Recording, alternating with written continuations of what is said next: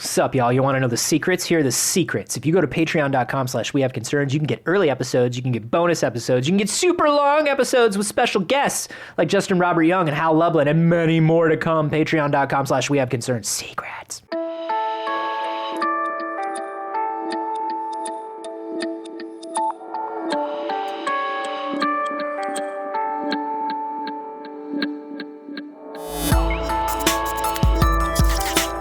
Impulsing and being part of the first wave is so fun. So fun, and I keep doing it, and it never burns me except 50% of the time.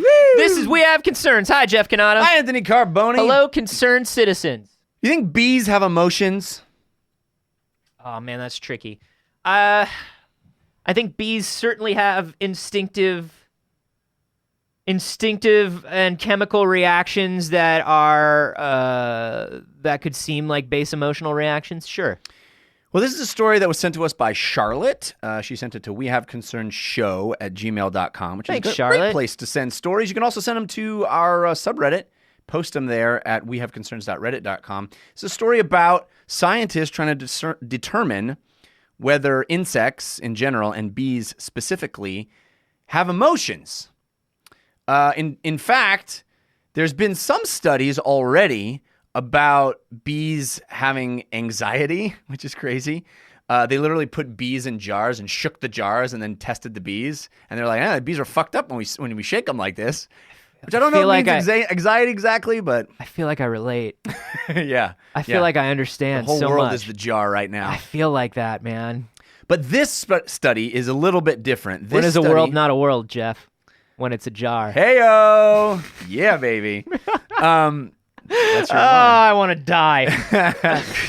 The scientists created a test for these bees to try to test whether or not they had emotions. What they did is they conditioned these bees. They trained some bees, which, by the way, how do you even train bees? I don't know how you train a bee, but they trained bees to get a reward by flying through a little hole that was color-coded. If the color was green, it was just water on the other side. But if the color was blue, it was sugar. It was a delicious treat. Yeah. Sugar water. Bees love sugar water. Right. So they were conditioned to go through and find the thing on the one color. Okay. The other color, who cares? There's nothing back there. It's just water, care. yeah. They changed the color to be purple, completely unambiguous. Bees are a lot like children that way. Yeah, that's true. It's just water. I don't need water. I need sugar. Give me the sugar. I need a candy bar. I don't need water. Just drink your water. No, I don't need it. But you do. You actually do need it. You're going to pass out. Give me more saltines and sugar and Simon, can you please just have your... Everybody is moving real fast. Yeah, I know. You are. Yeah. Sometimes I have to spin. Yeah. Give me a treat. We brought carrots and we brought water. Yeah, and gummy bears. Well, the gummy bears are back at home. Yeah, let's go home. Oh boy, let's do it, buddy. I'm gonna go home. No, come back. Come back.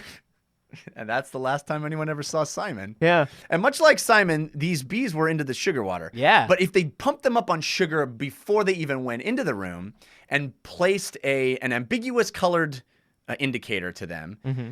The bees... So a totally different color. Yeah. Okay. So it's something they hadn't been trained to see. But it's a square.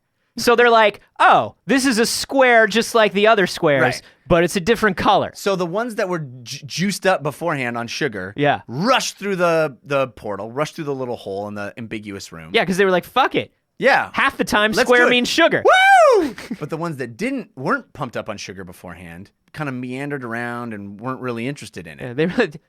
Dave, square doesn't mean sugar. Wait, what are you talking about? It doesn't always mean sugar. But last time it was sugar. Wait, but half the time square means water.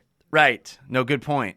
But I feel so good because of that sugar that we already had. I want more of that sugar. Oh, I don't have any sugar. Where'd you get sugar? Oh, you know that giant hand that comes down? What the fuck? Yeah, no, it gave us tiny little lollipops. Giant hand gave you lollipops? Tiny little bee lollipop. I thought me and Giant Hand were cool. Yeah, no, you got to be cool with Giant Hand. You didn't ever sting Giant Hand, did you? No, if I did, I'd be dead. Good point. That's a very good point. That's probably You're what not happened thinking, man. I know. I'm all on sugar. Whoa. Does sugar do that? I have no idea, but I want more of it. Okay. That's probably what happened to Shirley, though. Shirley. Remember Shirley? Surely. She was all like, I'm going to sting that hand. I'm going to sting that hand. And then we never saw her again. Yeah. Yeah. Huh.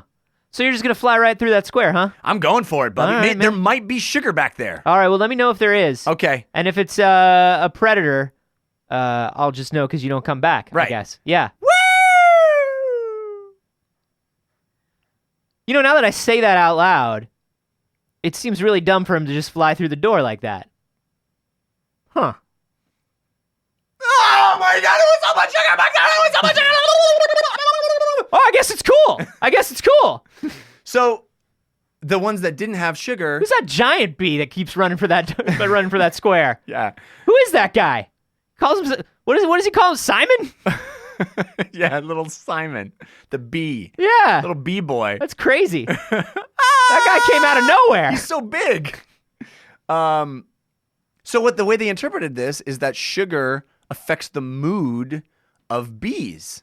And the way they tested that was that they went in and then altered the dopamine uptake inhibitors to make sure that they wouldn't get that same kind of dopamine rush that we get when we get sugar. They gave bees ADHD and depression. Yes. And what happened was they reacted the same way as if they didn't have sugar. So even though they had sugar beforehand. What happened was they started getting up later in the morning. Yeah. And they started listening to like real depressing music. It was not good. They were less social. Yeah. They didn't call their friends as much. I know what happened to these bees. Drinking. I know exactly what happened to these bees. Sounds familiar, huh? Yeah. So what they're saying is basically the same places in our brains that affect our mood affect bee moods. These are bee moods. Bee moods. We have bee moods. And this is consistent with something they've done in other animals. There's a study where they had crayfish and check this out. They took some crayfish and they had a dark area that the crayfish had to swim through. And then they electrified that dark area. Mm-hmm. And so some of the crayfish went and got electrocuted when they swam through. And then when they removed the electrified area, crayfish wouldn't fucking swim through there anymore. Of course not. Because they were terrified of this electrocution. Look, man. Let's say there's a really nice restaurant. Yeah. Let's say it's 2 blocks from here, Jeff. Uh-huh. Let's say it's a restaurant everybody loves. Yeah. You go to that restaurant. You get food poisoning. Right. Once. Yeah. You get food poisoning. Right. Nobody else that you know has gotten food poisoning from that restaurant. How delicious is the food, though? It's fine. It's like an just upscale LA diner kind of I'm place, not but it's going very back. popular. Like everybody likes it. A lot of nice outdoor seating. Oh. Yeah. Mise en scène goes a long way. It really Ambiance, does. You know? Do you go back to that restaurant ever again if it gave you food poisoning? I don't know. Are my friends going? Yeah. Sometimes they go. Probably I'll go. Wow. Yeah. Are you going to order something? Probably. Wow. Yeah, I'll roll so that- you're I'll roll dumber the than a dice. crayfish. I'm dumber than a crayfish. Well, here's the kicker on that crayfish story. They then gave the crayfish human anxiety medication, and it fixed it. They would swim through the black thing no problem. And by gave the crayfish human anxiety medication, they mean there is so much in our water supply anyway. yeah, they just let them swim in They just let them human swim. water. Yeah, they were just like, go ahead, man. And the crayfish, not only that, they swam through a lot of anti-anxiety medication runoff. Yeah. And they also swam through a Viagra. lot of microbeads. So much Viagra. They were exfoliated. They had- were randy as fuck. They had boners for 4+ hours. And It they was didn't not good. fear anything. We created Donald Trump. We created Trump fish. Listen. So here's my question. The Yeah. big question about this, Jeff. Does this mean animals have emotions? Or specifically kind of simple animals, you know, like Right. insects and Right. Does this mean that emotions go all the way down to the simplest thing? Or does this mean that emotions are bullshit? Ooh. Right? What do you mean? The emotions are we just perceive behavior and interpret it as emotion? We super easily created and manipulated the emotions of these animals. It was an if this then that statement. Interesting. Right? Yeah. We were But just how do you explain the sort of anxiety it's just medication conditioning. thing? It's just conditioning and chemical reactions. How do I explain anxiety medication? Easy. We have manipulated those chemical reactions. right? This comes down to the larger philosophical thing that it always comes down to, which is like, how real are emotions? How pre-programmed are we? How much are we just machines? Yeah. How much are we different from animals? Yeah, what is emotion if not just, biological behavior? Yeah, like chemical behavior. Like, it's interesting to me that this is presented as, do honeybees have emotion?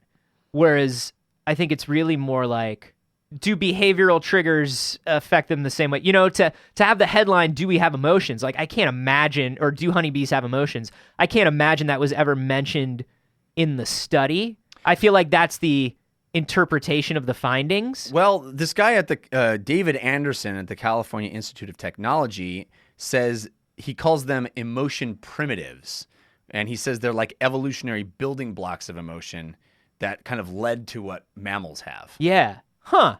Sort of the beginnings of emotion. So there's a gradation. So I think, it's like fight or flight. It's like lizard brain. We've all heard about this before. There are these instinctive things that we perceive as emotion. Right. And then it runs through prefrontal cortex and executive functioning and all of the higher level things that we have and become emotion. Yeah. Right? It stops being an instinctive blue square is death. Right. And becomes like, blue square bad before. Blue square made me sad. I really got to weigh how I feel about blue square. Are all blue squares like this? Yeah. Is it unfair of me to generalize blue squares? They become really conflicted. Yeah. The other possible interpretation that scientists are saying is that it just confused them, like being on a sugar jolt just confused them, and then the dopamine thing just messed with their memories. Yeah. So it's like there's so many variables that I think human beings just, anthropomorphize and project emotions onto behavior because we're such emotional creatures. It's funny. You know that feeling when you're about to get a chest cold? That kind of tightness and that sharpness a little bit? Yeah. That feels exactly... That's what emotion is? It feels similar. Like, a lot of people say that feels similar to an anxiety attack or like right before you're about to cry. Right. And so because of that, because your body has this physical cue that feels familiar, right, you are more likely to respond to things with anxious or sad emotions. Right. Right? People are much more likely to cry on airplanes because the pressure and the noise floor on an airplane simulate that sort of anxious, sad, depressed, and you become more likely to cry. Right. So it's not surprising to me. You know what I mean? Like these physical things are connected. Like, and that's what we're talking about when we say like, oh, these are emotional primitives, and these animals are experiencing emotional primitives, and we're experiencing emotion. Right. We have the ability. If you gave me sugar and I was all hopped up and I was acting strange, I now, as an adult human, go, ooh, I'm being weird. It's the sugar. I gotta chill. Or like getting hangry. Yeah. Like I have a physical, emotional... The line between what's happening to my physical body and what's happening in my emotional life is not clear cut. Yeah. It's a messy thing and it goes back and forth all the time. And my physical state completely affects my emotional life and vice versa. Yeah. And I always know when my depression is flaring up because I get more aches and pains in places where I've been injured previously. Oh, wow. So I have... Like your heart? Like my heart. Yeah. Like my heart and my soul. Yeah. I remember it all. Yeah. All of aches and pains. No, so like I got into a bunch of car accidents when I was younger. We've talked about this, where I have I have back and shoulder stuff. Right. I can always You were tell... like that Edward Furlong in that video where you would just like drive into a wall for no reason. I literally am going to go ask my parents. Yeah. I don't know. You don't remember that Edward Furlong video? I don't remember what song it was. I think it was an Aerosmith song, maybe, where he drives into You talking about Brain Scan? No. Talking about the movie Brain Scan? No, it's a music video. Remember Terminator 2? You remember music videos? Anyway, when I'm feeling more depressed, I can feel shoulder tightness and pains in my back, like little pains in my back more. Yeah. And I'm just like, ooh. Like, I don't think to myself, well, I initially think to myself, like, am I exercising enough? Am I stretching enough? Mm-hmm. And then, like, after a day of that, I'm like, oh, I'm just more sensitive to it right now because I'm depressed. Right. And because when I'm depressed, like, those those little negative things feel so much more compounded. Right. And so that there is a lot. Like my wife has anxiety, but also has asthma, and they mimic one another. There's a cycle, Right. And if she's able to have her inhaler, not only does she not get an asthma attack, she's less prone to get an anxiety attack. Yeah. And so, like, we are just like a mix of these physical and mental and emotional cues, right? Like, our brain can only take the information that our body gives it. That's absolutely true. Although the entire time you were talking, I was thinking about Edward Furlong. Whatever happened to him? Terminator 2, Pecker, brain scan. No, brain scan, Pecker. Terminator 2, drug problem. Terminator 2, brain scan, drug problem, Pecker. More drug problem? Probably. I don't know. Poor Edward Furlong. What happens if you put Edward Furlong in a chamber Yes. and give him too much sugar. give him too much sugar, Not good. and then point him towards a script? Brain scan. Yeah. So I agree with you. I think I think it's interesting understanding that- these emotional primitives and how much they affect living things is good for sure. Yeah. But I don't know if we're saying that bumblebees have emotions. I mean, they certainly want to get you when you're at the swimming pool and they come swarming by. Oh, they want to get you. I feel like they want to. There's get like a you. bumblebee listening right now, and he's just like, "These motherfuckers are minimizing me. I can't even believe this." You know, I'm what gonna it go is? write in my just because journal. you grew up in a community that didn't have any bumblebees around, so you can dehumanize us. And just like, bumblebees don't have emotions. Bumblebees shouldn't have rights because you've never met a bumblebee.